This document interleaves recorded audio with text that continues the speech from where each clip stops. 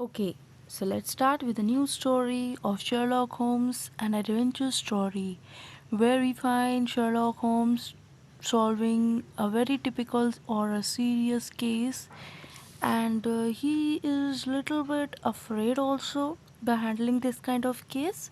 So let's start and see what actually the adventure is. So the heading is Sherlock Holmes and the Adventure of Speckled Band. Okay, now it's a secret, it's a mystery what actually this speckled band is.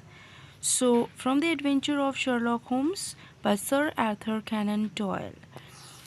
Okay, so what's written? Sherlock Holmes is a fictional private detective. Sherlock Holmes fictional means something that is not real.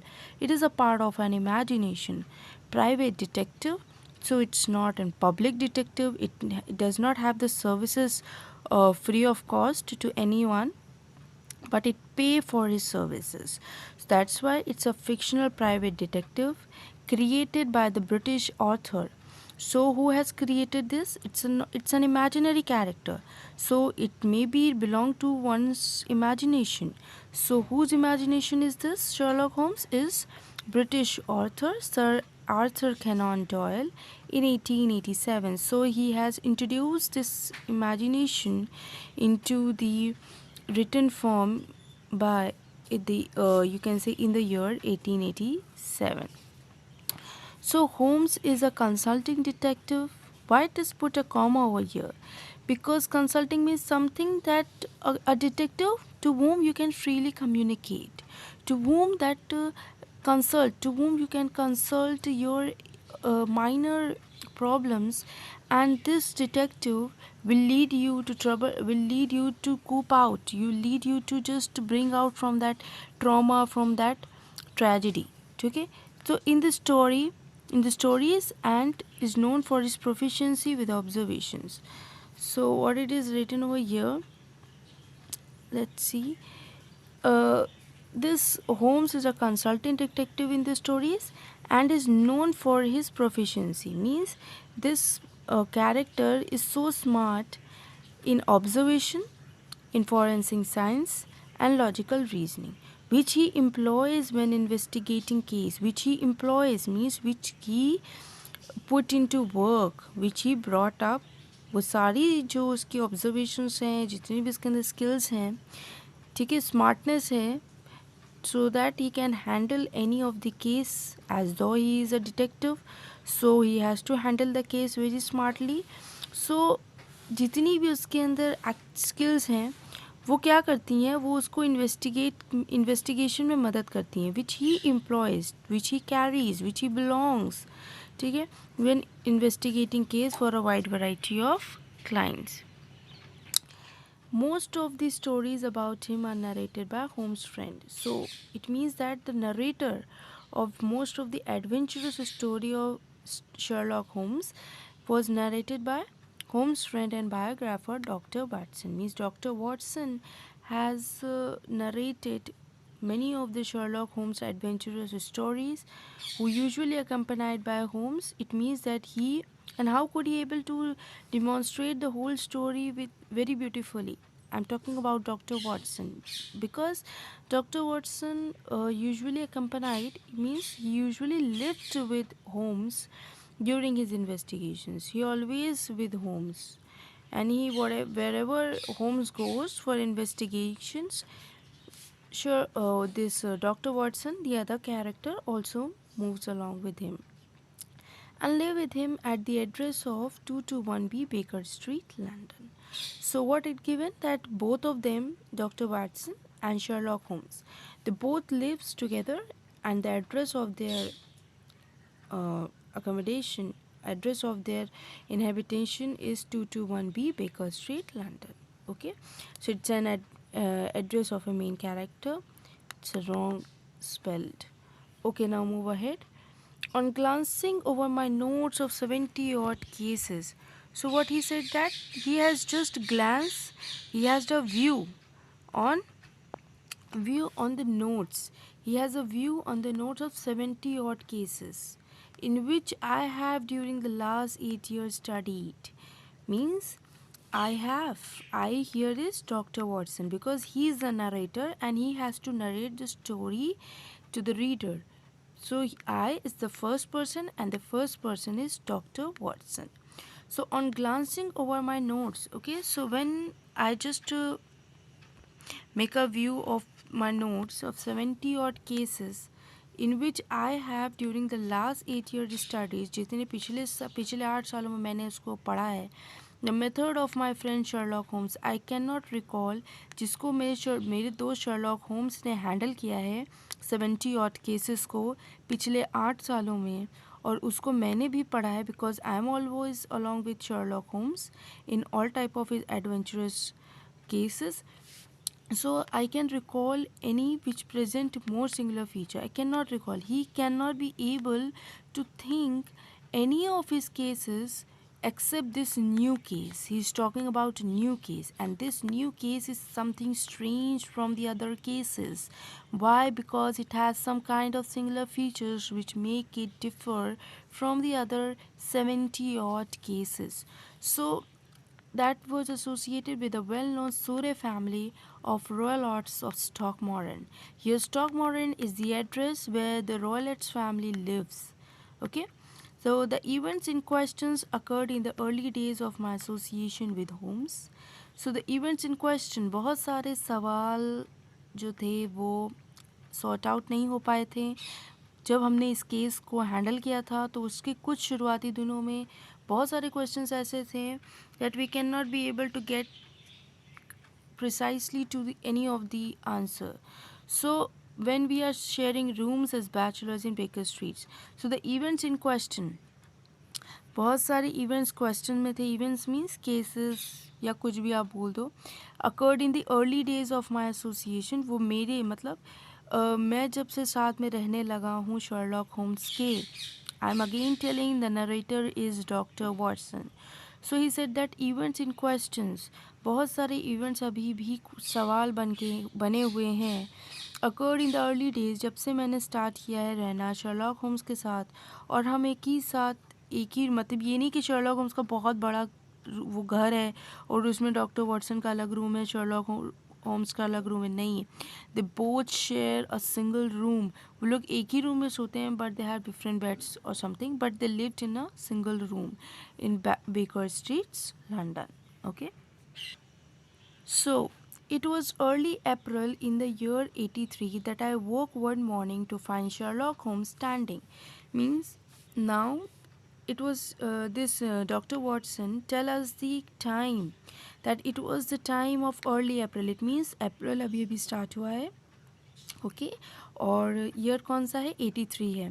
And I woke one morning, मैं एक बारी सुबह उठा to find Sherlock Holmes, और मैंने देखा कि Sherlock Holmes standing. He was just standing fully dressed.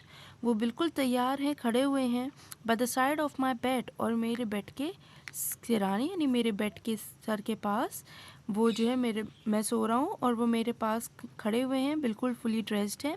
I blink up at him in some surprised. मैंने कुछ हैरान होकर उनकी तरफ देखा कि अरे सुबह सुबह अभी तो मैं उठा भी नहीं हूँ, and you are ready. So क्या कह रहे, कहाँ जाना है. So he was in great surprised. Who is in great surprise? Doctor Watson. Very sorry to knock you up, Watson. He said that I'm sorry. Knock you up means wakes you up. So this is the line of Sherlock Holmes. He said that I'm really sorry, Dr. Watson. I'll make you wake up from early. I make you wake up. मैंने तुमको जगा दिया है early in the morning, said he. But it's a client. लेकिन एक बहुत important client से मुलाकात करनी है और वो एक young lady है. ठीक है, who insist upon seeing me, जो मुझसे मिलना चाहती हैं. She is waiting now in the sitting room, and that young lady is waiting where? In the sitting room. Now when young ladies wanders about the metropolis, now he say that, और इस तरीके से जब कोई young lady wander करती है, चलती है, बाहर निकलती है अबाउट द मेट्रोपोलिस, सुबह सुबह सिटी में, at this hour of morning, मतलब सुबह सुबह वो निकलती है जल्दी में, एंड नॉक स्लीपी पीपल्स, और उठा देती है सोते हुए लोगों को आउट ऑफ देयर बेड, उनके बिस्तरों से. I presumes that it is something very pressing. मुझे पहले पता चल गया था कि ज़रूर कुछ प्रेसिंग है, कुछ इम्पोर्टेंट है, which they have to communicate, जो वो मुझसे कम्युनिकेट करना चाहते हैं। Should it prove to be interesting case, शायद ये एक इंटरेस्टिंग केस हो सकता है। You would, I am sure, ठीक है, ये भी किसकी बात है, शर्लॉक होम्स की बात है। वो कह रहा है you would, I am sure, कि मुझको लगता है। So what he said that you should, I am sure you will follow it, मुझे मुझे पक्का लग रहा है कि तुम मेरे साथ आने वाले हो। मैंने तुम्हें इतनी बातें बता दी ना, मुझे ऐसा देख के तुम्हें लग रहा है कि पक्का तुम जो मेरे साथ आने वाले हो। My dear fellow, I would not miss it for, वो तो कहते हैं हाँ भाई मेरे प्यारे दोस्त, मैं इसे तो नहीं मिस करूँगा। मैंने 70 और केसेस पढ़े हैं और तो तब से मैं तुम्हारे साथ हूँ। तो अब तुम मुझे इतनी इंटरेस्टिंग बात बता रहे हो कि एक यंग लेडी इतनी सुबह और मेरे मतलब मेट्रोपोलिस से होती हुई, यानी सिटी के रीजन से होती हुई जल्दी से मेरे पास आए और वो मुझसे कुछ बात करना चाहे, ठीक है, और वो मुझे सोता हुआ जगा दे, इट मीन्स के कुछ तो इम्पॉर्टेंट है, कुछ तो प्रेसिंग है। So he said that my dear fellow, I would also not miss for it for anything, मैं इसे नहीं जाने दूंगा मौका। I rapidly threw on my clothes, मैंने अपने नाइट ड्रेस को रिमूव किया। I again the narrator, and the narrator is doctor Watson, was ready in a few minutes, और मैं रेडी हो गया कुछ ही मिनट में। To accompany my friend down to the sitting room, और फिर मैं अपने दोस्त के साथ कहाँ चला गया, सिटिंग रूम में। Okay, so what we find there in the sitting room? A lady dressed in black and heavily veiled. It means as we enter into the sitting room, we saw a sight. We just come across a lady, and that lady is dressed in black, means वो lady black dress पहनी हुई है, and heavily veiled, और बहुत ज़्यादा वो covered है। Who had been sitting in the window, और वो खिड़की की तरफ बैठी है। Rose as we entered, और वो उठ जाती है जैसे ही हम एंटर्ड करते हैं। Good morning madam, said Holmes cheerily, यानी कि वो क्या कहता है शर्लॉक होम्स कि गुड मॉर्निंग मैडम, और वो बहुत शेयरली हैप्पीली बोलता है। My name is Sherlock Holmes, this is my intimate friend and associate. Why he said that this is an intimate friend, it means he is a close friend. Okay, and associate means वो उसके साथ रहता है, Sherlock Holmes के साथ। कौन, doctor Watson. Before whom you can speak as freely as before my self, तुम इनके सामने वैसे ही बातें कर सकती हो जैसे कि तुम मेरे सामने कर सकती हो। I shall order you a cup of hot coffee, मैं आपके लिए हॉट कॉफ़ी ऑर्डर कर देता हूँ। फॉर आई ऑब्जर्व, क्योंकि मुझे आपको देख के ऐसा लगता है दैट यू आर शिवरिंग, कि आप काँप रहे हो। It's not cold which make me shiver, said the woman in a low voice. अब यहाँ पे वो वुमन क्या करी कि नहीं, ये कोल्ड नहीं है जो जो मुझे शिवर दे रहा है, मुझे कांपने पे मजबूर कर रहा है। तो वो सब दोनों सवाल में मतलब अब नाउ शर्लॉक होम्स पूछता है व्हाट्स देन, तब फिर ऐसा क्या है। It's a fear mister Holmes, ये एक डर है। इट्स अ टेरर, तो वो लेडी जवाब देती है कि ये ठंड नहीं है जो मुझे कांपने मजबूर कर रही, ये एक डर है जिसकी वजह से मैं अंदर से कांप रही हूँ। She raised her veils as she spoke, और जैसे ही वो बात करने लगी उसने अपने व्हील्स हटा दिए। We could see that, veils means जो उसने एक्स्ट्रा चादर ओढ़ रखी थी। So she remove that and just want to communicate to Sherlock Holmes very freely. We could see that she was indeed very afraid. Okay, so हम यहाँ पे कह रहे हैं कि वी कुड सी दैट, हम यहाँ पे देख सकते हैं कि that she was Indeed very afraid, वो बहुत ज़्यादा डरी हुई है। विथ रेस्टलेस फ्राइटनिंग आईज, उसकी आंखें एकदम परेशान। रेस्टलेस मीन्स कन्फ्यूज, परेशान, anxious, curious. So restless frightening eyes like those of some haunted animals, like those of some hunted animals, जो हंटेड होते हैं, मरे हुए जानवर होते हैं, या जो जानवर जिस पर शिकार हुआ होता है, उनके जैसी फ्राइटनिंग डरी हुई आँखें हैं। Okay, her features and figures were those of a woman of 30, और उसको देख के लगता है कि she is of what age, she is of 30 as.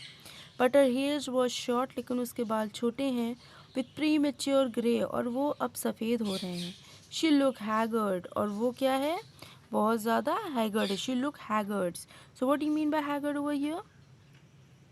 Haggard is something that is when a person is fully exhausted, यानी एक बंदा बहुत ज़्यादा थक चुका है, अब वो अपनी सफरिंग से थक चुका है, वरीज से थक चुका है, तो that is haggard. So what is telling over here कि that lady who came to Dr. Watson's house. So, I'm sorry. Who came to Sherlock Holmes' house? Yeah, Dr. Watson house. That's the same thing. So that lady was very frightened, and she looks haggard. Okay, you must not fear. तुमको डरना नहीं चाहिए. Said he soothingly. उन्होंने बहुत अच्छे से बोला. He is second person is Sherlock Holmes. First person is Dr. Watson, and here you is the young lady. We shall soon set matter right. हम जल्द ही चीज़ों को ठीक कर देंगे. I have no doubt you have come in by train this morning. I see. मुझे इस बात में कोई शक नहीं है. No doubt means I am sure. I am sure that मुझे पक्का यकीन है that you have come in कि आप यहाँ आए हो by train. By what convenience you came over here? By train. This morning, क्योंकि वो सुबह ही आई थी. This morning I see. मुझे ऐसे देख के लगता है. तो वो लेडी बोलती है, यू नो मी, क्या आप मुझे जानते हैं? तब, no but I observe the second half of a return ticket in the palm of your left gloves. तो कहते नहीं नहीं, मैं नहीं जानता आपको, लेकिन हाँ मैंने देखा कि आपके लेफ़्ट ग्लव्स की उंगलियों में second half ticket, return ticket जो है वो फंसा हुआ है. यूजुअली लोग उंगलियों में लगा देते हैं so that they will not get it lost, वो खोए ना. You must have started early. You must have started early. मुझे ऐसा लगता है कि आप जल्दी ही उठ गए थे और जल्दी सब मतलब निकल गए थे अपने घर से. And yet you had a drive in rough. और आप जल्दबाजी में जो निकले हो, तो आप कैसे निकले हो? पहले घर से कार्ट के थ्रू निकले हो, और जो रोड्स थी, जो सड़कें थी, वो काफ़ी डर्टी थी. ठीक है. Before you reach the station. Station पहुंचने से पहले, यानी स्टेशन पे ट्रेन है, तो स्टेशन पहुंचने से पहले आप अपने घर से निकले हो, तो वो आप कार्ट से निकले हो, और कार्ट पर जो सड़कें थी जहाँ से आप आए हो वो काफ़ी रफ़ हैं और डर्टी हैं. She look surprise. ठीक है. तो मतलब स्टेशन पहुंचने से पहले आपने ये कन्वीनियंस लिया है. शर्लॉक होम्स कहते हैं to the young lady. She looks surprise. वो बहुत ज़्यादा सरप्राइज हो जाती है, हैरान हो जाती है. How did you know. आपको कैसे पता? There is no mystery. ये कोई बड़ी बात नहीं है, कोई रहस्य वाली बात नहीं है. My dear madam, said he. वो ये कहते हुए हंसने लगता है. The left arm of your jacket is. कि आपका जो लेफ़्ट आर्म है जैकेट का, जो उल्टा हाथ है, वो क्या इज़ पैटर्ड विद मड. उसमें हमें क्या नज़र आ रहा है? हमें उस पर मड नज़र आ रहा है, मतलब मड की छींटें नज़र आ रही. Is no less than 7 places. ऐसी 7 जगहों पर आपके लेफ़्ट हैंड में क्या है? मिट्टी की छींटें पड़ी हैं. ठीक है. The marks are perfectly fresh. और जो मार्क्स हैं, वो जो धब्बे पड़े हैं, वो परफेक्टली फ्रेश हैं. इट मीन्स कि अभी अभी लगे हैं. There is no vehicle except a cart which threw up mud in that way. और ऐसी कोई व्हीकल नहीं है सिवाय कार्ट के जो इस तरीके से मिट्टी को उड़ाए. ठीक है. Whatever your reason may be, you are perfectly correct. अब लेडी यहाँ पे बोल रही हैं कि भाई मुझे नहीं पता आप कैसे बता पा रहे हो ये सारी चीज़ें, बट आप जो भी बता रहे हो that is right, that is correct. I started from home. मैं अपने घर से निकली बिफोर 6, 6 बजने से पहले. And came in by the first train. और मैंने पहली ही ट्रेन पकड़ी. Sir I can stand this train no longer. Sir मैं अब इस टेंशन को, इस ट्रेन को नहीं हैंडल कर सकती. No longer. I shall go mad. मैं पागल हो जाऊंगी if it continues. Oh sir, do you not think that you could help me. आपको नहीं लगता कि आप मेरी मदद कर सकते हो? And at least through a light. और आप ज़्यादा से ज़्यादा क्या कर सकते हो? और ज़्यादा से ज़्यादा आप क्या कर सकते हो? लाइट थ्रो कर सकते हो. मेरी जो darkness, here light is the hope and darkness is hopeless condition. So who is in hopeless condition? That lady, young lady, because she was shivering with fear, she was shivering with terror. It means she's in a hopeless condition. And now whose responsibility is this at this time to just remove the darkness, to just remove that fears from someone's heart? That is Sherlock Holmes. So Sherlock Holmes tries to throw a light in the dense darkness which surrounds the young lady. At present it is out of my power. अब young lady कह रही हैं इस समय it is out of my power, ये मेरी ताकत के बाहर है, to reward you for your service, कि मैं आपको आपकी सर्विस का रिवॉर्ड दे सकूं। आप अगर मेरे साथ मेरे मतलब मेरे साथ जो प्रॉब्लम उसको सॉल्व करेंगे, मेरी प्रॉब्लम को सॉल्व करेंगे, तो I don't have the money right now कि मैं आपको आपकी सर्विस का पैसा दूं। यहाँ पे सर्विस का पैसा किसको मिलता है? प्राइवेट को मिलता है। सो ऐसे तो पब्लिक को भी मिलता है, बट सर्विस यहाँ पर क्योंकि एक फिक्शनल कैरेक्टर है, तो यहाँ पर वो बोल रही है यंग लेडी कि मैं अभी आपको आपके सर्विस का पैसा नहीं दे सकती, बट इन अ मंथ और 6 वीक्स के 1 महीने या 6 हफ्तों में आई शैल बी मैरिड, मेरी शादी हो जाएगी, with the control of my own income, और फिर तब पैसों पर मेरा हक होगा। ऑफ माई ओन इनकम का मतलब तब मेरे पास मेरे अपने पैसे होंगे। एंड देन एट लीस्ट, और तब तक you shall not find me ungrateful, मतलब और तब आप मुझे अनग्रेटफुल यानी कि एहसान नहीं, एहसान फरामोश, वैसा आप नहीं मानोगे कि मैंने आपसे काम ले लिया और फिर अब जब मेरे पास पैसे आ गए तो मैं आपको आपके रिवॉर्ड नहीं दे रही हूँ, ऐसा नहीं होगा। प्लीज़ टेल अस एवरीथिंग, सब आप मुझको सब बता दो अबाउट योर प्रॉब्लम, अपने प्रॉब्लम के बारे में मैडम। ये बात कौन बोलता है? होम्स बोलते हैं। Taking out of a small notebook, और फिर वो अपने पॉकेट से एक छोटी नोटबुक निकालते हैं। Now the story begins. My name is Helen stoner, मेरा नाम हेलन स्टोनर है। She begin, I live with my step father, मैं अपने स्टेप फादर के साथ रहती हूँ जिनका नाम है डॉक्टर रेलॉर्ड्स। ठीक है। When he was in India, जब वो इंडिया में थे, he married my mother, it means I am an Indian. Okay. And he married my mother, मेरी मदर से उन्होंने शादी की, दिस डॉक्टर रेलॉर्ड्स ने। And my mother name is Mrs Toner, who was a young widow then, जो अब मतलब मेरे ओरिजिनल फादर की जो है डेथ अभी हुई थी, और फिर जब ये बंदा, ये कहाँ से आया we don't know, but he when he comes to India, when he was in India, he married to my mother. My twin sister, मेरी जो ट्विन सिस्टर हैं Julia and I were only 2 years old, मेरी जो twin sister Julia है और मैं हूँ, मैं बस 2 साल ही की थी एट दैट टाइम, हम दोनों जो हैं बस 2 ही साल के थे। My mother had a considerable sum of money, मेरी मदर के पास अच्छा खासा पैसा था, which she gave to my step father, जिसको उन्होंने मेरे स्टेप फादर को दे दिया था।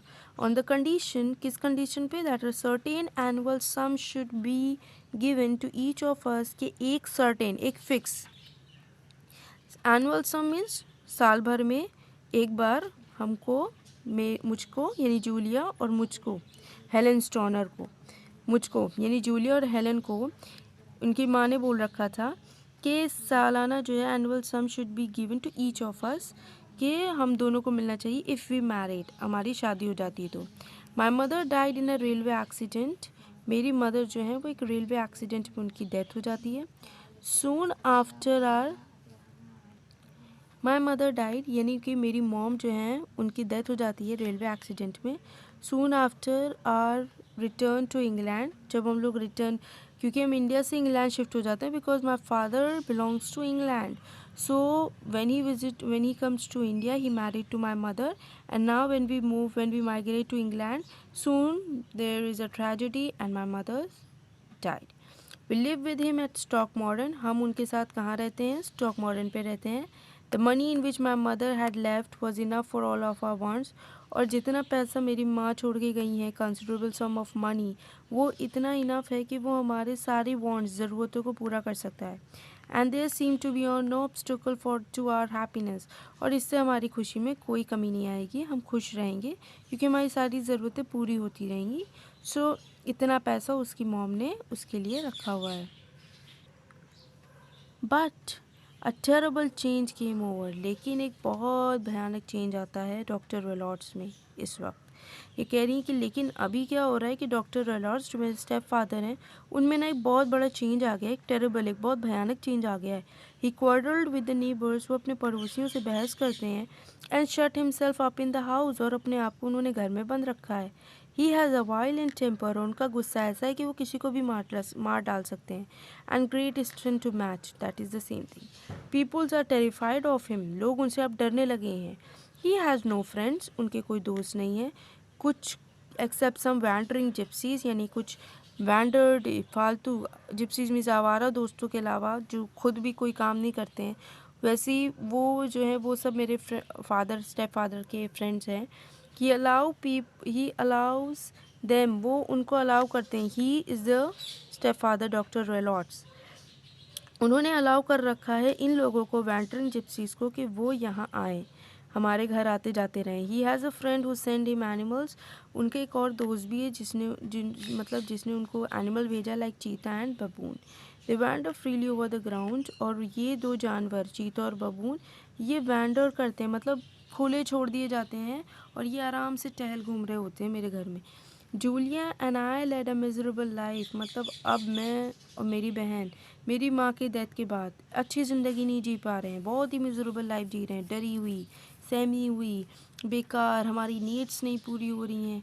सो we are not happy.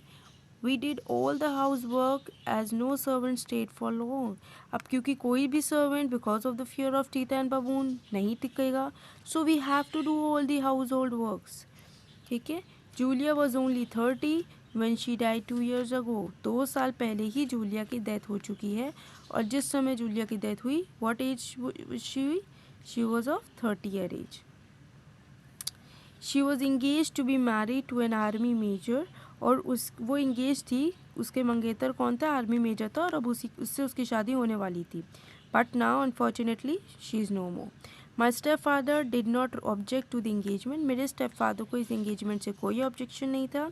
How ever sister died a fortnight before her wedding day, लेकिन उसकी शादी के 15 दिन पहले ही वो सिस्टर जूलिया जो है वो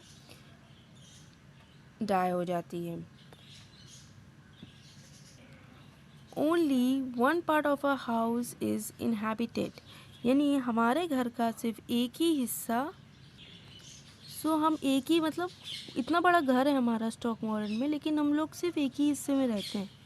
जो बेडरूम है वो ग्राउंड फ्लोर पर है, और there is no connecting door between them, और बेडरूम्स के बीच में, मतलब आप एक बेडरूम से ही बिना बाहर निकले दूसरे बेडरूम में नहीं जा सकते, कोई कनेक्टिंग डोर नहीं है।